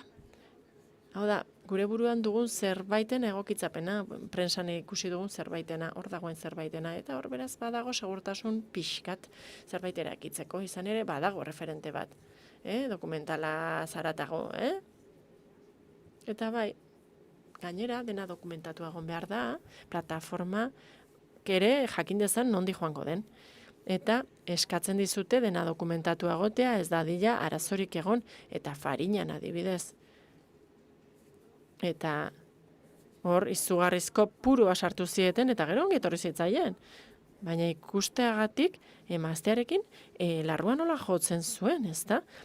Gizon hori, personaje hori, ez zegoen keskatuta bilobek narkoa zela ikusiko zutelako, baizik eta emaztearekin larrua nola jotzen zuen ikusiko zutelako, absurdoa zen. Eta hor liburu bat ere badago, eta liburu hori zen, serie hori egiteko permea, inork ez dizu erosiko fikzio bat, ez badu dokumentazio sinatu bat. Iaz, hemen kontatu nuen, niri eskatu zidaten justifikatzeko Julio Iglesiasek horren beste maitale izan zituen benetan, anaia komunista hote zen. Bai, hori argitaratuta dago. Niri ere, hau ere egiten didati, nire horixe bezain beste. Bai, testuinguru legal berean gaude noski. Eta nik hainbatetan entzun dut liburuak ez dit balio. Hau da, liburua argitaratu da, ez dute salatu, tira, hori ere ez didate onartzen, pentsa. Bai, egia da, azkenean tokatzen baldin bazaizu abokatu bat, ikusi behar da hor hobea ala txarragoa den, baina tira, hor eskubideak daude, adierazpen askatasunerako eskubideak, eta horren kontra horerako eskubidea. Beraz, gauzak ez badirak asko komplikatzen, ondo zoaz. Eta beste zerbait ere esan nahi nuen, baina joan egin zait justu orain. Eta gogoratuko naiz. Bai, gainera, arazo horien harira, hau da, arazoak daude kasu errealak egokitzeko horrelako egoerangatik, eta azkenean badago nolabaiteko lotxa bat gizartean, Espainian. Kasu erreala da, baina erabili duzue Rosa Peralen izena. Eta noski, Amerikako fikzioak egiten du. Bai, eta gainera, Espainiako entretenimenduak, entretenimenduan dena positibotzat hartzen da, oda, impudizia izugarria dago, programazio bat dago, 24 ordutan, mundu guztiaren miseriari buruz, eta fikzioan ostera ez gauzakin keskatu egiten gara, absurdoa da. Eta liburuetan ostera, amaieran, ez dago horrenbesterako murrizketarik, egia esan. Hau da, sekretu bat, gorde nahi baldin baduzu, liburu bat argitaratu, ez da? Bai, niri gertatzen zait, gehien gozatu dudan seria, aurten izan da, Nos veremos en el otro. Eta iruditzen zait, hor Disneyek utzi du, kabezudoek egin dezaten lan izugarria. Nos veremos en la otra vida serian. Zergatik egin true crime galdetzen dugunean, hor, gizakiari buruz zerbait ikasiko dugulako, zergaitik garena, ez da, eta hori brutala da. Bai, kabezudosei buruz eta true crime buruz ere pentsatzen ari ginela, ari ginen pentsatzen oso obra eraikiak direla, errealitate batetik abiatuta, ongi ukigarria, rekonozigarria den errealitate betik abiatuta, Txirbesen liburua egokitu zuten kabezudoek, eta tira galdera gehiago?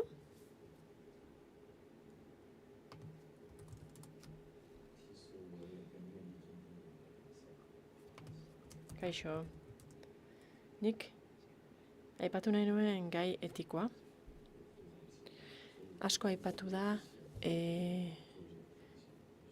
hor manifestazio batzuk aritu dira, true crimesen kontra, hor kasu bat ez zedin azaldu, manifestazioak ere egon dira, bi galdera ditut. Zuen ardura iribuz hitz egin duzu dagoeneko, eta niri interesatzen zaidana da, zuek eragin dizute zuen bizitza personalean, uneren batean, orain adibidez Cazando un monstruo agertu da, Carles Tamaiorena, eta duela gutxi elkarrizketa batean esan du, bere herrira itzuli dela, eta bizilagun batzuk esan diotela, Luisek ez zuen merezi serie hori. Eta nire galdera da, ardura erantzunkizuna, eta arazoren bat izan duzue, zuen zerbait argitaratu denean, familiakoek edo zein pertsonak hurbilekoek idatzi dizuete, zuen true crimeetan agertu diren familiek edo hori gertatu daiteke. Nire bizitzako parte honetan ez, eta gertatu zitzaidan gauza bakarra da proiektu bat analizatu behar izan nuela, duela urte asko bizi errealeko gauza bat analizatzen zuen, banekien jende batek asko sufrituko zuela, eta iruditu zitzaidan, proiektu hori egin zen, gu ez ginen hor egon, gai legalen gatik, besteak beste. Eta, iritsi zitzaidan oso, hau da, gertatu zen horren, pertsona horren inguruak adierazi zidan oso gaizki pasa zuela. Eta, ni segura asko ez nintzen sentitzen hurbila, hau da, hori gertatu zen horretako unibertsoan sentitu zen horrekiko, baina konektatzen nintzen familiaren sufrimenduarekin. Familiak ez zuen erretratatua izan nahi.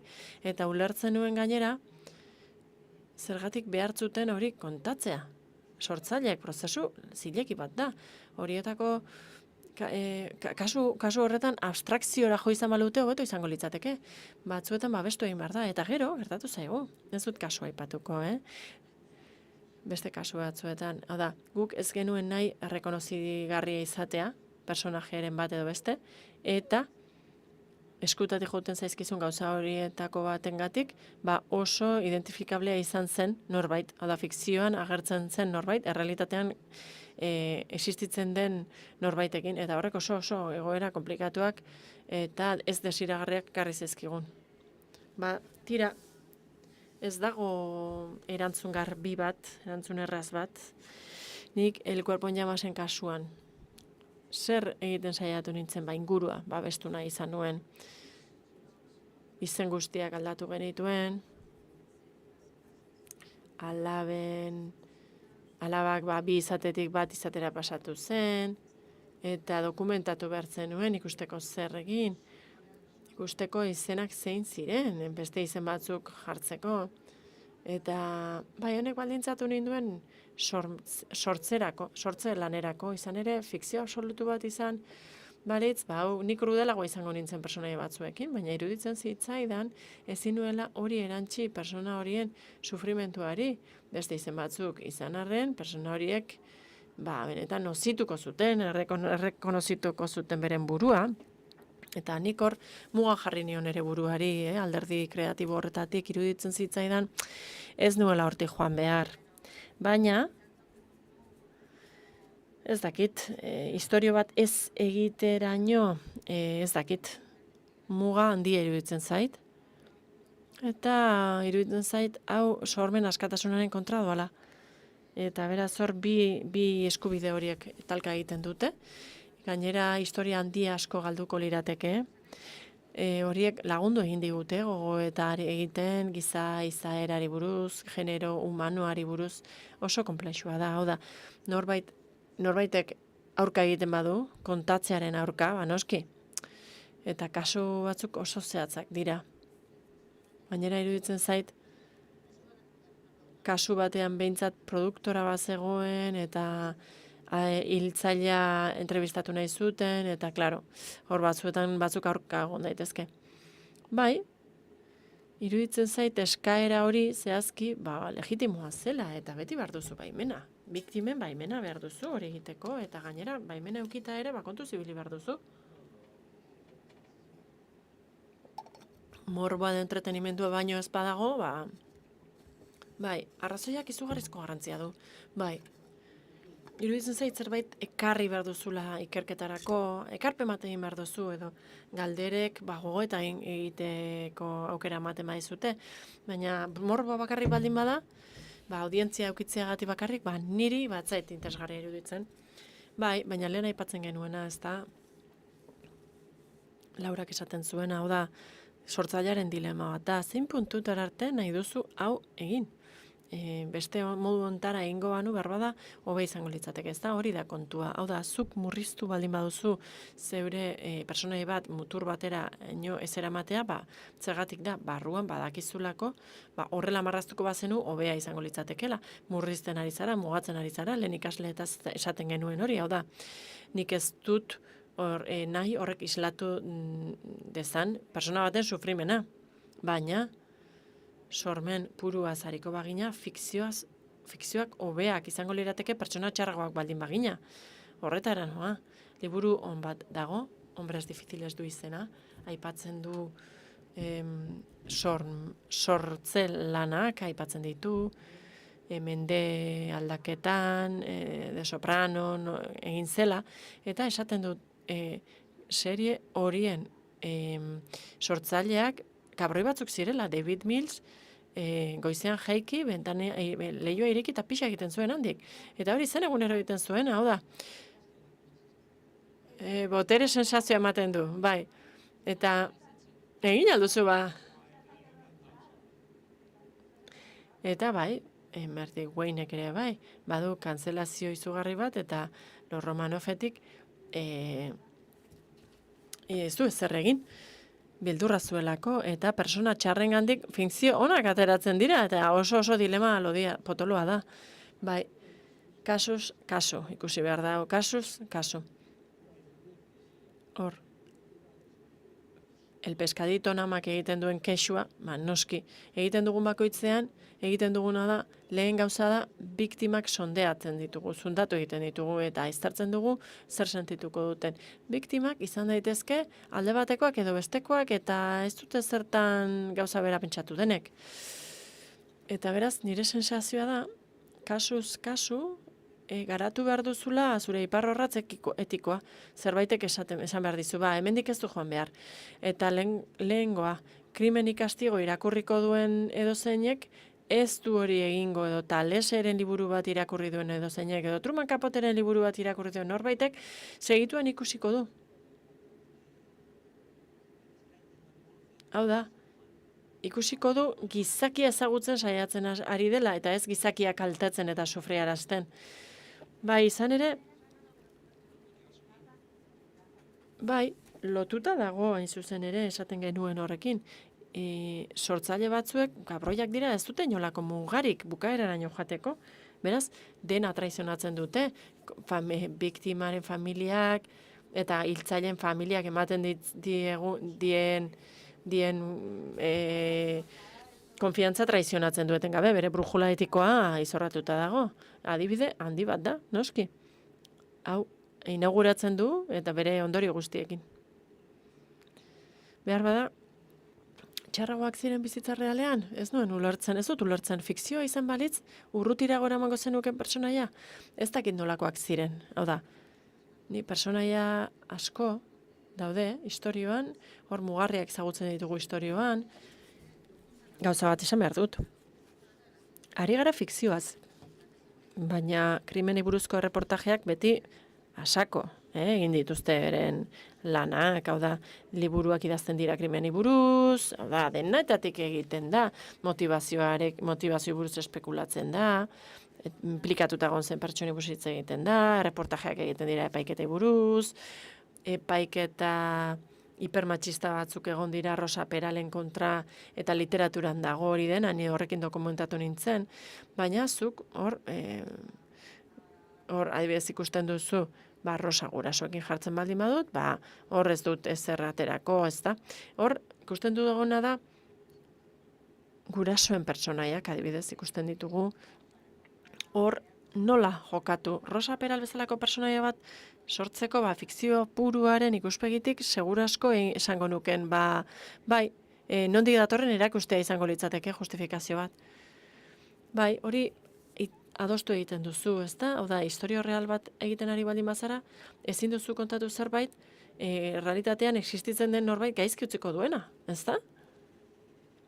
Nik erabaki hori hartu nuen. Persona ona ezarela iruditzen zait. Osongi ikusten dut, argi ikusten dut, bai. Beste galderarik badugu? Ez? Bai, hemen nago. Bai, aipatu duzuen azken kontu horretan, justu ikutu duzue gai bat, nik gai horren inguruan galdetu nahi nizuen, lehen aipatu duzue. Lehen aipatu duzue zuetako ikasle batzuen arazoa, pertsonaia garatzerako orduan, aurkitzen dituzte arresi etiko batzuk, oztopo moralak, eta horrek baldintzatu dezake dialogoen garapena bera ere bai, ezta? Ni galdetu nahi nizuen, zehazki, zuentzat, existitzen alda modu hobe bat pertsonaiengana hurbiltzeko, pertsonaia horiekin konektatzea zaila da. Behar bada empatia ariketa bat izango litzateke, edo ariketa kamaleoniko bat izango litzateke zuen iritziz, une jakin batean saiatzea puntu aman komunak aurkitzen, hartara justifikatu alizateko benetan personaje horiek garatzeko kapaz izango zaretela, eta errealitatea ekartzea diskurso horretara, edo estilo ariketa bat baino ez da. Hau da, ariketa tekniko bat baino ez, nola gomendatzen duzu egitea lan hori? Eskerrik asko. Nire kasuan, nik pentsatzen dudana da, nik ez dut gaitz puruan sinisten edo ongi puruan sinisten. Iruditzen zait, oro har, ez baldin badago baldintza psikiatriko larriren bat, iruditzen zait jendeak oro har autoen gainuan asko sinisten duela. Hau da, nik hor bilatzen dut empatizatzeko aukera edo ematen dit horrek nolabait, edo ulertzen dut mekanismoa, pertsona horren mekanismoa. Hiltzea erabakitzen duen horbaitek, krimen mota jakin batean behintzat ez du erabakitzen min egin nahi dudalako, bai? Baizik eta une jakin batean bere buruaren aurrean legitimatuta dagoelako. Interesatzen zaidana da ikustea puntu horretara nola iristen den ikustea. Hau da, zilegitasuna duela ikusteraino nola iristen diren. Eta aldi berean gauetan lo egiteko gai izango dira pertsona horiek, eta beraz nola eraikitzen da hori dena, ez da? Ez da empatizatzea kontua. Eta bizitzan, pertsonaia horien bizitzan, badaude une jakin batzuk. Hau da, Rosa Peralen bizi osoa ez da krimen ez betea. Hau da, une jakin batzuk daude. Sufrimendu ondo ulertzen dut, bere testuingurua ondo ulertzen dut, bere gauza bada nora eramaten duen bera horrek. Baina, bestalde, ezin dugu, utzi behar dugu alde batera, ideia hori pentsatzen dugunean gaizkile horrek katu badaztantzen duela eta letagin luzeak dituela, ez, autoengainoarekin, autojustifikazioarekin lotura du gehiago personaia horren funtzionamenduak. Bai, egia esan badaude personaia batzuk hilingo nituzkenak, baina esaten duzu ezin dut, eta ez da persona on bat, baina ulertu dezaket. Niretzat kontua da mekanismoa ulertzea. Muerteen leonen hori gertatzen zen. Ondo ulertzen dut, zen nolako agobioa egongo zuten errealitatearekin austeraino. Une horretan personajeak jauzi bat ematen du, eta ez da empatia sentitzen dudala. Iruditzen zait jende hori gaiztoa dela. Baina, bai, belaunaldi jauzi horretan hori ikusten dut, esi bat, eta gazteek esaten dizute, ez? Hori ez da kontatzen, jende hori gaiztoa da. Nola? Ez da kontatzen jende gaiztoa? Jende gaiztoa da kontatzea gustatzen zaiguna, ez da? Edo merezi duena. Bai, iruditzen zait, jakin mina eduki behar duzula gizakia ezagutzeko. Hori, barneko hori ulertzeko, ikertzeko, zein testuinguru dagoen, zein elementu dauden, behar bada haurtzaroa, behar bada nola iritsi den horraino, hori, tresna erabilgarri bat da. Hartara, personaia horren gorputzean sartzeko zuetzara. Bera izango, ala espero dut, gutako gehienek ez dugu hiltzen, orain arte. Baina azkenean ulertu egiten dituzu. Bai. Nik esango nuke, nik idatzen hauen gauza bakarra da, ez epaitzea. Eta aldez horretik, epaitu baldin baduzu pertsonaia edo historioa, baldatu historioz. Iruditzen zait, esaten dugun hau da, arresi etikoen kontu hau, nik ez dut uste arresi etiko bat denik, nik buenismoaren diktadura dela, uste dut, eta horrek ez gaitu inora eramaten. Horrek eramaten gaitu Roma superficial batera, eta eramaten gaitu gauza inolako interesik gabe batera. Bai, oraintxe Eliasek aipatzen zigun horrekin lotuta, badago esaldi bat askotan esan didatena, eskoletan, eta da espazio seguruaren kontua. Sortze espazioak, horrek ez du esan nahi, abusatu behar dugunik, ez ezer, Bai, lehen ere aipatzen genuen gizon zailen kontu hori, iruditzen zait, orain leku hobe batean gaudela, baina sortze espazioa ez da espazio seguru bat. Sortze espazioan, ezuk zerburu erakutsi egiten duzu, exponitu egiten zara, adibidez, gidoia batzutan bakarrik idazten duzu, baina beste batzuekin zaudenean, besteen esperientzatetik edan behar duzu. Eta utzi behar duzu busti egin behar duzu esperientzia horiekin, eta hartara, gero, horrekin sortu egin ahal izango duzu, beraz, espazio seguruaren ideia trampa bat da, ezin duzu oskol bat jantzi, historia horriek zuk zeharkatu arte, eta zuk horrekin zerbait sortu ahal izan arte. Eta hor, kapusai hori, edo preservatibo hori jartzen dutene batzuk, gaiak lantzerakoan, iruditzen zait kontraproduzentea dela. Batez ere gainera, bestela, zer egingo dugu itzalarekin, ez da? Gutako bakoitza duen itzalarekin, ez da? Zer egingo dugu horrekin? Izan ere, zer egingo dugu itzalarekin gauza polite eta gauza honei buruz bakarrik hitz egin albadugu, ezta? Bai, horrela da. Gauza politen honei ez dugu gaur hitz egin. Azken galderarik badugu? Bai, azkena izango da. Mikrofono bat, mesedez.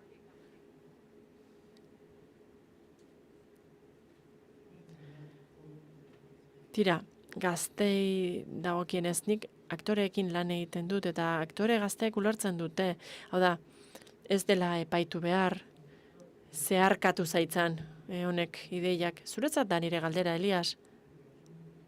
Baionan, adibidez, Sociedad la Nieben, Baiona egoera jakin batzuk zeharkatu zuten. Zuk hartzen zen dituen horrelako askatasunak? Setean? Edo dena zegoen oso gionizatuta. Eta egoera batzuek zeharkatzen zintuzten, uzten zenuen, edo ez? Ezkenik ez dut fikziorik egin, haiek erantzungo dizute. Niretzat, ni zerbaitek zeharkatu nazan usteko da, ahalik eta ikerketa gonena egitea. Eta gertatu zena, ahalik eta hobetuen ezagutzea eta bere testuingurua. Hori da, ni istorioekin bustitzeko dudan modua. Fikzioa ez denarekin, Fikzioaren kasuan desberdina da. Azkenean gidoilaria da, aktore bat zerbait imaginatzen duena. Imaginatzen du nola hitz egiten duten pertsonek, eta zuzendariak hori altxatu eta bizitza ematen dio. Horri. Venga, beste bat.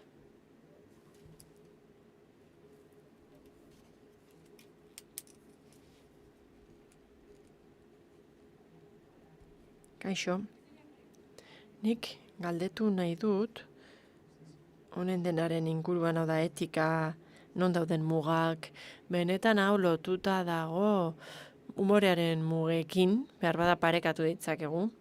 Eta ni Alkaserreko dokumentalean zerk inpaktatu ninduen.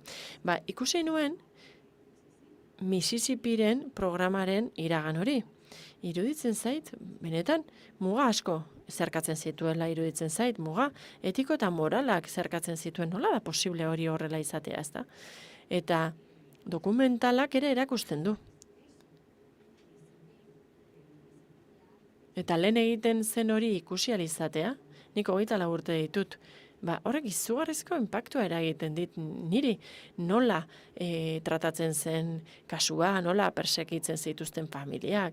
Gaur egun, morboaren gaiak zertan eragiten dit. True crime ikusten dudanean, engantxatu egiten naiz, baina bestalde, kontzientzia txarra bezala sentitzen dut, bukatzean. Eta horrek lotura du morboarekin,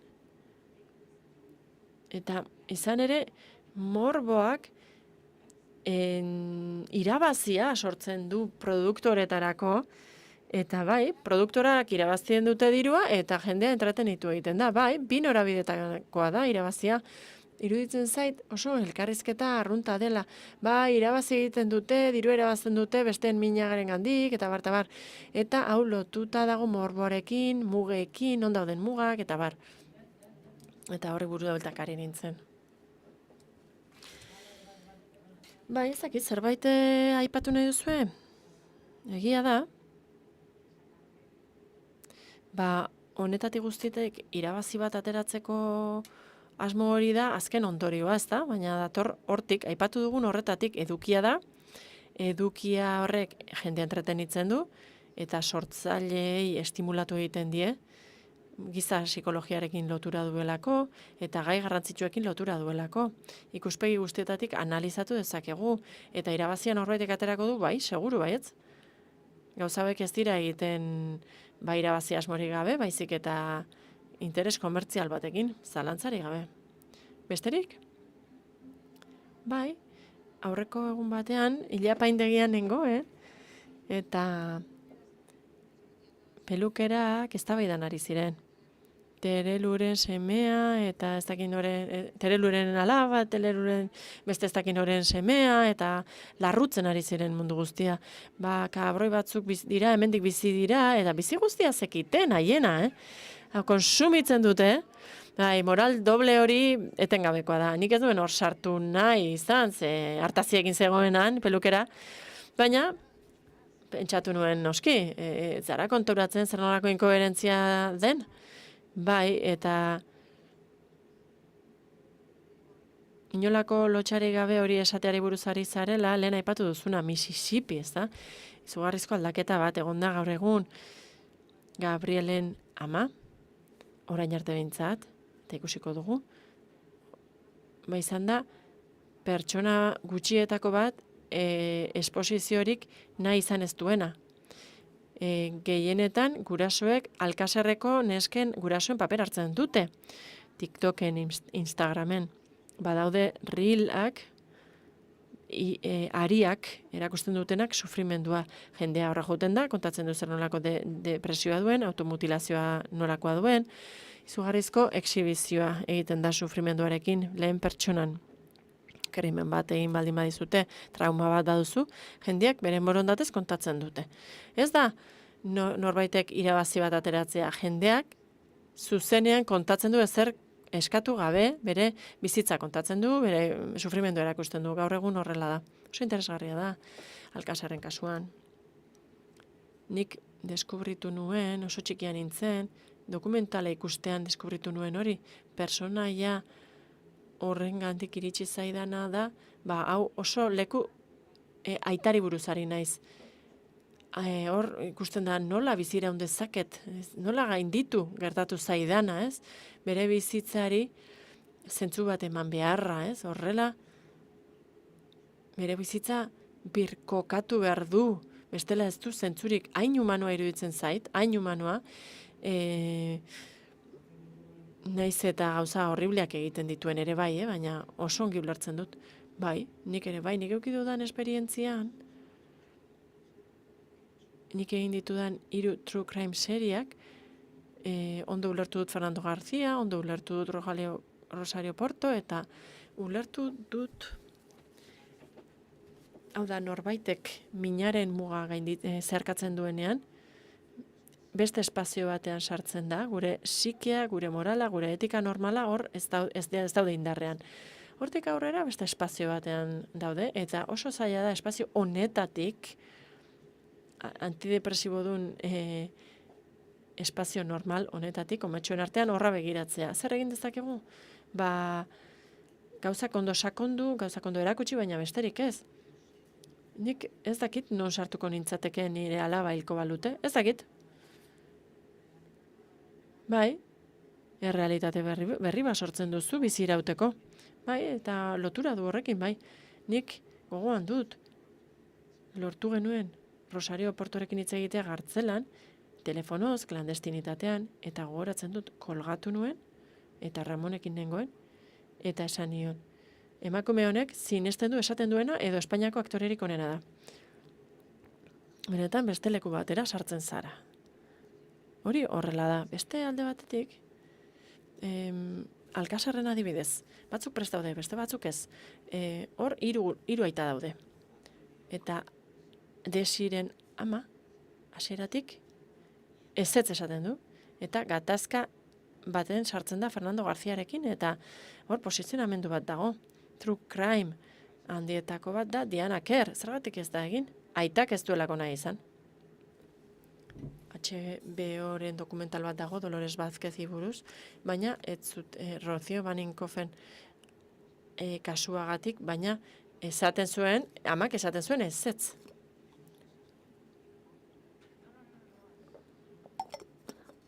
Ez dakit hobea den, edo txarragoa den, nahikoa duenarekin. Baina hori horrela da. Batzuk beharra dute, 1000 arrazoirengatik, eta gure lana zinemagile gisa ulertzea da, arrazoiak ulertzea. Zuk duzun arrazoi hori ulertzea eta esatea behar bada, ongi lerrokatzen da nik zure historia kontatzeko dudan borondatearekin. Eta amaieran, bukatzean, jarri behar diozu eta ikusi behar duzu bere reakzioa, eta hori da azken testa. Bai, esaten ari zaizkit, joan egin behar dugula, eskerrik asko tortzeagatik, plazer bat izan da, eskerrik asko gonbidatuei, zineman ikusiko gara, guazen zinemara!